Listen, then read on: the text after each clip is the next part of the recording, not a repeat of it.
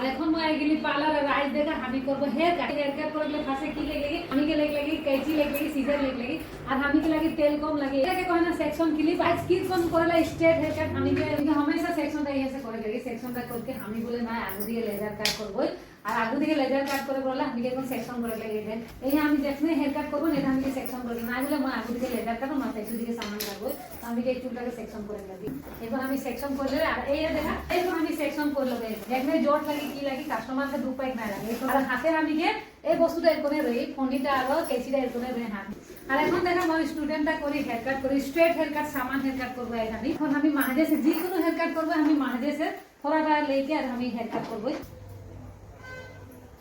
हाथ थोड़ा नीचे कस्टमर के हमेशा खाली पूछे कि मैं कितना हेयर कट करूं तो वीडियो तो बना है कोने सेक्शन करके हम हेयर कट করব हां